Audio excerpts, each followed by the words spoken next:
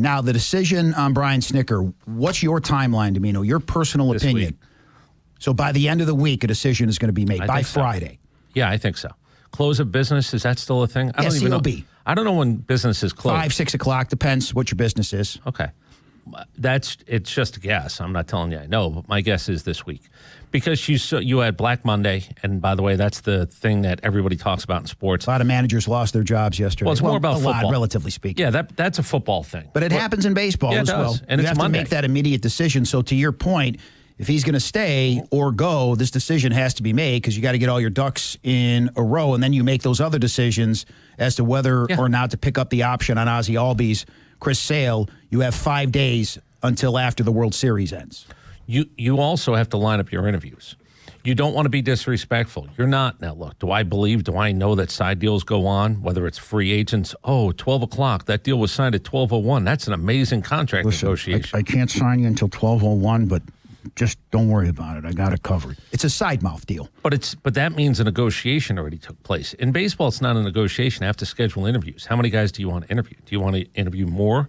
You want to interview less? How many of your guys were on somebody else's dance card? There's things, and that's why I think at the end of the week, you want to get the process started. Now, does baseball have a rule? I don't think they do. I think they tried this. Well, we don't make big announcements during the postseason. You worry about you, I'll worry about That's me. the unwritten rule. We don't want to overshadow what's going on in the postseason. That's why a lot of the managerial moves were made yesterday. Let me explain something to you. We live in a world where we overshadow. That's the way of the world. I have to jump into your headline, your feed, your algorithm, and I have to matter. Baseball has to matters whenever it can matter. I don't. And by the way, if I had another announcement in another sport, let's say I have an announcement in the NFL, what am I caring about baseball's postseason? No, you're not. So baseball should not care about baseball's postseason. It's been, though, the unwritten rule that I agree with you has changed. But Matt Olson, is it going to change at the managerial position for the Braves? He says Snit has always been great to us. Drake Baldwin, the rookie, says Snit's an awesome guy. He lets us be us. Mm-hmm. I think he's going to want to come back. Now, the question is, what does Alex Anthopoulos do about it? If he says, I want to come back, does Alex Anthopoulos say, okay, one more year, let's do this? Bruce Bochy's thing in Texas is numbing to me. I know what his relationship is with Chris Young, and I think it's mutual, and maybe part of it is going to turn out to be, hey, Bruce, if you want to go manage the Giants, we got to get this done now. If you don't know Bruce Bochy, they said it's a mutual decision for him to leave the Texas Rangers, and the rumor already started that with Bob Melvin being fired with the Giants, would Bruce Bochy go home, so to speak, go back to San Francisco? Would Buster Posey ask him to go home, the guy that he, 3 titles together? Yeah, it might make sense. Texas, I don't think is going to win next year, but I don't think they want to lose Skip Schumacher either. And I think that's the slide of Schumacher. Now, Schumacher could hold him up. He can go take other interviews if he chooses to, because unless it's in his contract with the Rangers right now, that I become the next manager, I don't interview anyplace else. That's what I think is going to happen. I don't know if Boch wants to go manage again. My concern, I'm not sure if it was understood what I was saying this morning. If Brian Snitker wants to come back, you're not guaranteed. Not only are you not guaranteed a postseason, because 162, we see the Cincinnati Reds in, we see the Guardians in. The Guardians might not have been an over 500 team till how long into the season? I mean, they went on a hell of a run to close out the season, so it was. They might have won 140 games without being over 500. I mean, it was well into August, maybe even into early September before they finally surpassed that, which is nuts, but true. Right. So it could go well or it could not go well. It can go really poorly, and really poorly to me is, again, arbitrary date, June 8th, 5 games under. And what do you do? What do you do? That's the scenario you better be thinking about as a guy, the manager.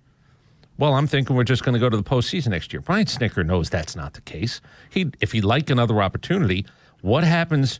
I'll ask you as a season ticket holder. Take your media cap off. The reality is 5 games under on June 8th. What are you thinking as a fan? I think after what's happened the last couple of years of not winning a postseason series. So based on what I know about this front office, they're not going to make any rash decisions. They're going to go back to 21 when they weren't winning, and somehow, some way, they caught lightning in a bottle. I don't think they're going to make any changes. I think Snit's going to ride it out. Okay. I'm just telling you that could happen. And that has to be all I've said is that has to be part of your thought process for every adult involved in this. So just this be could prepared. go wrong. Be prepared, and this is going to be a lightning rod because you're going to have a lot of people say we don't want him back, and then you're going to have it's going to be pretty divided. the other side that wants him gone. Although when we took calls, more people wanted him to stay. I was kind of surprised. They know that. He's a stabilizing force. Can I ask you guys a question? I'm a lifelong Braves fan myself. Asking you too. How spoiled are we a little bit? I feel like Braves fans, since the World Series, we've gotten very, just no patience, short-sighted. I mean, even the Snit discussion, 7 straight off seasons, 1 bad season, and so many people act like it's an automatic. I mean, I get what you're saying, but I'm just curious. The bar has been raised, too. When you win a World Series and then you don't win a playoff series after that, you're supposed to be better because you are better. You're not the Guardians. You're not the Tigers. You're not the Padres. You're supposed to be better. Matt, do I agree with you that 1 bad or 1 off season should not be the reason that people start gathering up pitchforks? Yeah, that's it's more about, I'm not saying about moves or anything more. I can't believe like some season ticket people that are like, I'm done. Like 1 bad season. Chernoff said it yesterday with a call, or somebody yesterday. It's like, look what we put up with the Falcons and the Hawks perennially. And the Braves have had 1 crap year with a lot of circumstances around it, and I can't get over how many people just bail. And you're right, Nick, the standard's that high, that Braves country, we think we're just, that can't happen. Even 1 bad season. It's like, that's sports. Well, it's a blessing and a curse. It's a blessing and a curse. But look who's looking at it right now, the Ravens. We all presume they'll turn it around. Maybe they're not. A team we all consider a true Super Bowl contender is 1-3 with a hurt quarterback and a defense that's a sieve right now. I mean, you never know. Your equivalent is, then do you fire John Harbaugh? Is John Harbaugh in trouble? Like, that's what you're really asking. Because they do make it to the postseason, but things seem to go wrong for John Harbaugh in the postseason, even though he won a Super Bowl, much like Brian Snitker. Yeah. But there's going to be people in Baltimore saying that he's got to go. Right, as if he was the problem with Lamar Jackson's hamstring. As if John Harbaugh's the problem people with do get the guy's spoiled. hamstring. The fan base gets spoiled, and rightfully so. When you have all this success, your mindset changes. That's human nature, is it not? Yeah, the Braves are in a different bucket than the other 2 organizations around here. Fair and unfair, but it's the bar they set. It's why they drew 3 million people. It's why the Falcons building is half empty, right? It's why the Hawks needed to build more bars and sell more booze and do those things to get people in their building.